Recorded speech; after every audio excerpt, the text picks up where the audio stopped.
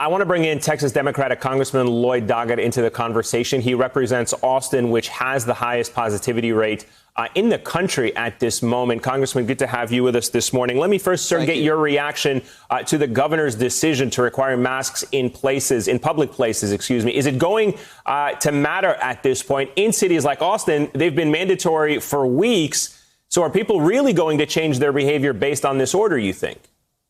Well, Texans are paying a terrible toll for the denial, delay, and ongoing deception of President Trump, and Governor Abbott has been right there with him. We have not had mandatory masks in Austin because the governor not only would not demonstrate the courage to order it and follow medical science, but he denied our local governments, our cities and counties like Austin and San Antonio, which I also represent, he denied them the ability to mandate masks. And he continues to interfere with their authority to protect public health.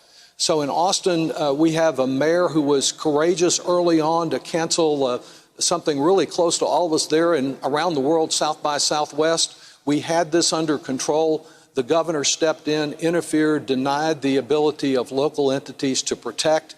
I am pleased that he has finally this week, hopefully not too late, permitted this order to go in place. But understand, he's still restricting local governments. And as people around Texas today, so many hundreds gasp for air, and thousands of families are out there not knowing whether their loved one will survive and is in isolation as they may be dying, a terrible time for our state. The governor still permits 50% capacity in-room dining at restaurants. He still has amusement parks open. He still restricts the localities in being able to protect public health. We need him to open things up for our local governments so they have the power to provide the leadership that he has failed to provide. Do you think, sir, at this point, another stay-at-home order is warranted in your state and in your district? What I would do is follow the medical science and look to what the doctors say. I think they believe in my area, in my hometown, that we need to do that, but they are restricted in what they can do. An indication of kind of the fanaticism we're dealing with in Texas, the Texas Medical Association, the physicians we have confidence in all over the state of Texas, were a sponsor of the Republican convention in-person Trump rally type gathering in Houston that's scheduled for a couple of weeks from now. The Republicans have insisted against the advice of the Texas Medical Association to proceed with their in-person convention, and the Texas Medical Association has pulled out. So there's this sense of denial and refusal to listen to good medical science and even to local physicians. It's as if, they don't want us to be, they don't want to wear masks, but they want the rest of us to go around with a blindfold and ignore medical science. Let me switch, sir, for a moment to the economy. The unemployment rate in Texas at 13%, but nationwide, the jobs report that came out yesterday showed an economy that at least has improved for the first part of the month of June before some of these reopenings were halted and being reversed. What are your constituents telling you about the economic situation in your district? Do they think the situation is getting better for them?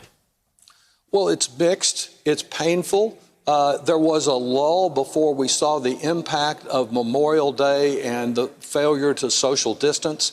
I think what my constituents, most of them realize, is that we will never have a sustained economic growth and full recovery until we get this healthcare crisis under control.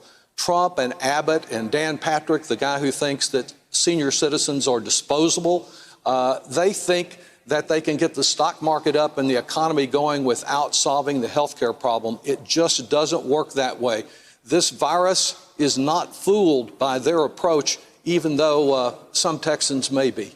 Representative Doggett, as you know, obviously we're going into holiday weekend. The president is heading out to Mount Rushmore, holding a very big event there. That state's governor refusing to mandate a mask requirement. I'm curious to get your thoughts about the message that sends to constituents like yours and others in the state who are struggling, who may also want to be out celebrating, but are being told by other health officials and members like yourself to be mindful, to not go out into the public in these large gatherings for the sake of not spreading the virus. What's the mixed messaging that's coming out of our elected officials across the country?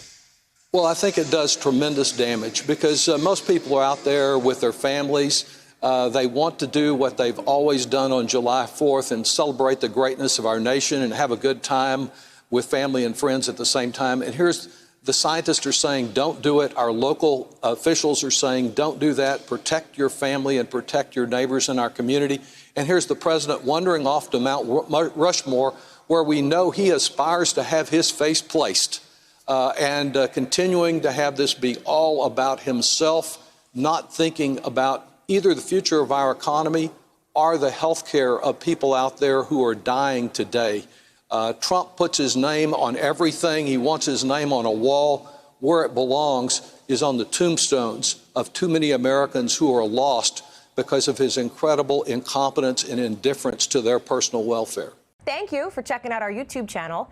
Why don't you subscribe? It's really easy. Just click on that button down there. And for more news from MSNBC, click on any of these videos here for the latest interviews and highlights. You can get more videos from MSNBC with our newsletters. Head over to msnbc.com/newsletters to sign up.